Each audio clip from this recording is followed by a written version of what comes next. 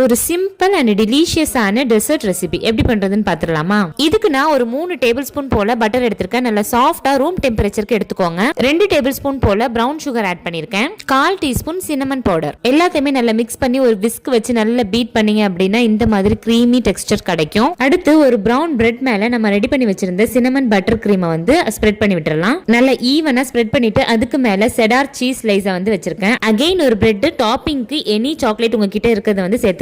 திரும்ப ஒரு பிரெட் மேல பட்டர் கிரீமை வந்து ஸ்ப்ரெட் பண்ணிட்டு இந்த மாதிரி க்ளோஸ் பண்ணிடலாம். இப்போ ஒரு பேன்ல பட்டர் ஆர் கீ ஒரு டேபிள் ஸ்பூன் போல சேர்த்துக்கலாம். வெண்ணெய் நல்லா உருகுனதுக்கு அப்புறம் நம்ம ஸ்டஃப் பண்ணி வச்சிருந்த பிரெட்டை சேர்த்துடலாம். டாப் அண்ட் பாட்டம் நல்லா பிரவுன் கலர்ல டோஸ்ட் பண்ணிக்கலாம். இந்த ஒரு ப்ராசஸ் பண்ணும்போது வீடே பயங்கர ஸ்மெல்லா இருக்கும். யாராவது டெசர்ட்னு கேட்டு முடிக்கிறதுக்குள்ள நீங்க இதை செஞ்சு கொடுத்துடலாம். அவ்வளோ ஈஸியான ஒரு டெசர்ட் இது. இப்போ காய்ச்சி ஆற வச்ச பால் வந்து 1/4 கப் சேர்த்திருக்கேன். இது வந்து அந்த பிரெட் நல்லா அப்சர்வ் ஆகுற வரைக்கும் நம்ம வந்து சிம்மர்லயே வச்சிடலாம். தண்ணி ஊத்தாம நல்ல திக்கான பால் நீங்க ஆட் பண்ணீங்க அப்படின்னா டேஸ்ட் வைஸ் சூப்பரா இருக்கும். நல்ல இந்த அளவுக்கு வத்தி டோஸ்ட் ஆனதுக்கு அப்புறம் இதை நம்ம வந்து ஒரு பிளேட்ல மாத்தி எடுத்துக்கலாம். கார்னிஷிங்க்கு ஹனி அப்படி இல்லைன்னா டேட் சிரப் ஊத்தி சர்வ் பண்ணீங்க அப்படின்னா ஒரு சூப்பரான டெசர்ட் வந்து இன்ஸ்டன்டா ரெடி ஆயிடும். ஸ்கூல் விட்டு வரக்கூடிய குழந்தைங்களுக்கு ஈவினிங் ஸ்நாக்ஸா இதை செஞ்சு கொடுத்தீங்க அப்படின்னா ரொம்ப விரும்பி சாப்பிடுவாங்க. சோ வீட்ல இருக்கக்கூடிய ஒரு சில பொருட்களை வச்சு ஒரு சிம்பிளான டெசர்ட் பார்த்தோம். இந்த வீடியோ உங்களுக்கு யூஸ்ஃபுல்லா இருந்தது அப்படின்னா இது போல வீடியோஸ் நம்ம சேனல்ல பார்க்கணும் அப்படின்னா எம்மி ஃபுட்டிக்கு சப்ஸ்கிரைப் பண்ணிக்கோங்க. தேங்க்ஸ் ஃபார் வாட்சிங்.